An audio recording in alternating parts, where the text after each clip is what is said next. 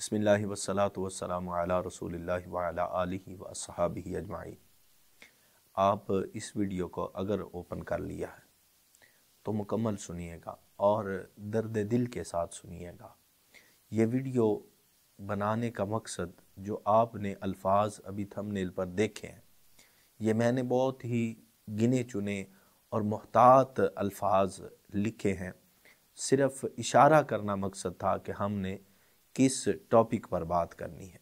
بدقسمتی سے جب سے یہ گلوبلائزیشن ہوئی ہے، جب سے دنیا سمٹ کر ہمارے ہاتھ میں آئی ہے، جب سے ہمیں ایکسیس حاصل ہوا ہے سوشل میڈیا کا، جب سے ہمارے دروازے پر سوشل میڈیا کے پلیٹ فارمز آسانی سے میسر آئے ہیں، جب سے ہمارے پاس آزادی اظہار رائے کا موقع آیا ہے، جب سے ہمارے پاس اپنا علم، اپنا شعور اور اپنی جو سوچ ہے وہ دوسروں کے سامنے رکھنے کا موقع آیا ہے، تو بجائے اس کے کہ ہم اس کو اچھی جگہ پہ استعمال کرتے، بدقسمتی سے ہر چیز الٹی پڑ گئی۔ ہم اپنے اکابرین کا خیال اور ہم اپنے اکابرین کا تقدس تو پامال کرتے ہی کرتے ہیں، اور ساتھ ان ہستیوں کو بھی نہیں چھوڑتے کہ جن ہستیوں کا مسلمہ اور متفقہ ان کی شان، ان کی عظمت لوگوں پر عیاں ہے، ان کو بھی نہیں چھوڑتے۔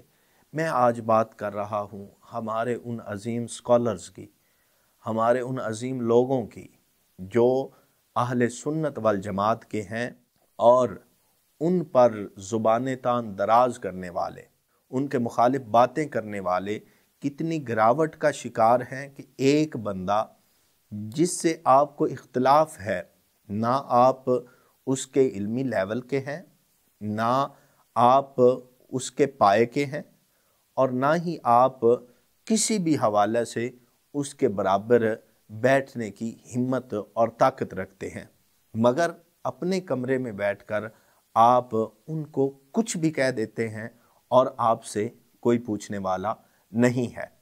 میں یہاں پر آپ کو 20 کلپ چلا کے سنا سکتا ہوں، مگر یہ بات ایسی نہیں ہے کہ جس پر لوگوں کی ویڈیوز چلا کر آپ کو بتایا جائے۔ آپ مجھے بتائیں، ایک اسلامک سکالر ہو، ایک مذہبی رہنما ہے، ایک اسلام سکھانے والا ہے، دین سکھانے والا ہے، وہ بیٹھا کیمرے کے سامنے ہو، عوام کے سامنے ہو، لوگوں کے سامنے ہو، تو وہ دوسرے بندے پر لعنت کیسے کر سکتا ہے، دوسرے بندے کو گالیاں کیسے نکال سکتا ہے، دوسرے بندے پر جو ہے وہ زبان تان کیسے دراز کر سکتا ہے، جبکہ ہمارا قرآن کہتا ہے وَلَا تَسُبُّوا الَّذِينَ يَدْعُونَ مِن دُونِ اللَّهِ، کہ ان لوگوں کے خداؤں کو گالیاں نہ نکالو جو اللہ کے علاوہ پکارتے ہیں۔ کیوں؟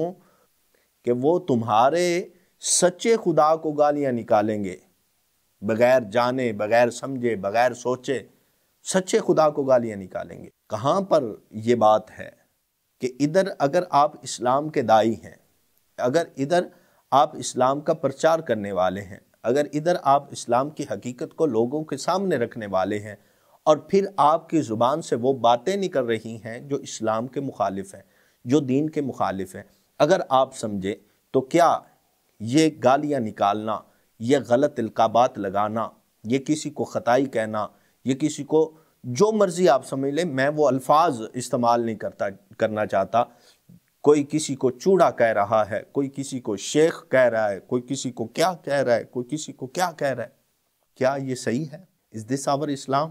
کیا یہ ہمارا اسلام ہے کہ ہم اسلام کا پرچار کریں اور پھر ہم جو ہے وہ گالیاں نکالیں دوسرے لوگوں کو؟ حالانکہ ہم پڑھتے ہیں تو ہمیں یہ سمجھ آتی ہے۔ قرآن کی سورت الحجرات کی آیت نمبر 11 کو ہم پڑھتے ہیں تو اللہ تعالیٰ ارشاد فرماتا ہے یا ایھا الذین آمنوا لا یسخر قوم من قوم عسیٰ ان یکونوا خیرا منہم، کہ کوئی بندہ بھی دوسرے کو برا نہ کہے، مذاق نہ اڑائے اس کا، ہو سکتا ہے کہ وہ تم میں سے بہتر ہو۔ ولا نساء من نساء، اور نہ کوئی عورتیں دوسری عورتوں کا مذاق اڑائیں، ہو سکتا ہے کہ وہ تم سے بہتر ہو۔ ولا تلمزوا انفسکم، اور माज एक दूसरे को ताने ना दो, वला तनाबज़ू बिल अलकाब, और दूसरों के बुरे अलकाबात न बनाओ, उनको बुरे अलकाबात के साथ न पुकारो। क्या ये नाम बिगाड़ना ये हमारे इस्लाम का हिस्सा है? क्या ये नाम गलत जो है करना, नाम बिगाड़ के गलत अलकाबात लगाना, क्या ये हमारे इस्लाम का हिस्सा है? क्या हमारे दीन का हिस्सा है? क्या ये हमें इस्लाम तरबियत करता है? क्या हमें ये दीन सिखाता है कि आपने किसी पे बात करनी है तो आपने उसको बुरा भला पहले कहना है और बाद में बात करनी है? किसी मसले में भी मुझे ये बताएं कि आज का वक्त आपका हुजूर नबी अकरम सल्लल्लाहु अलैहि वसल्लम के वक्त से ज़्यादा सख्त है? आज के वक्त में, आपके आज के दौर में, क्या हुजूर नबी अकरम सल्लल्लाहु अलैहि वसल्लम के दौर से ज़्यादा सख्त मुशरिक काफिर हैं मौजूद?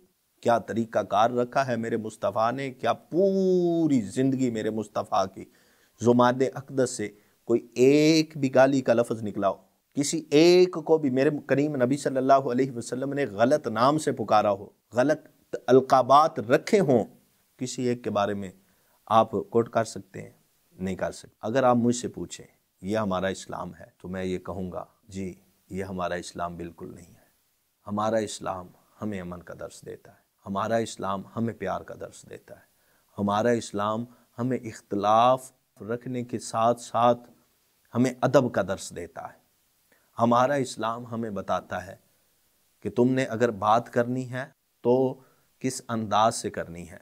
हमारा इस्लाम हमें बताता है कि तुमने जब कलाम करना है, तुमने जब किसी को अपना मुद्दा बताना है, तुमने जब अपनी दलील लोगों के सामने रखनी है तो किस अंदाज से रखनी है। प्यारे रसूल सल्लल्लाहु अलैहि वसल्लम के पास कई कुफ़ार और कई मुशरिकीन और कई यहूदी और नसरानी आते रहे हैं, यहाँ तक कि आपने वो वाक़या भी हदीस मुबारका में पढ़ा होगा कि एक जो बंदा है वो आया, गैर मुस्लिम था, और आया और मस्जिद नबवी में पेशाब करके चला गया, मगर मेरे करीम नबी ने उसको गालियां या उसको कुछ और करने की बजाय मेरे मुस्तफ़ा ने अपने हाथों से उसकी गलाजत को साफ फरमाया। ये हमारा इस्लाम है, ये हमारा दीन है। ये जो भी स्कॉलर बैठा हो और बात करते हुए दूसरों को गालियां निकाल रहा हो तो समझ लें कि उसने इस्लाम नहीं पढ़ा, उसने दीन नहीं पढ़ा, उसने कुरान नहीं पढ़ा, उसने करीम नबी सल्लल्लाहु अलैहि वसल्लम का फरमान नहीं पढ़ा।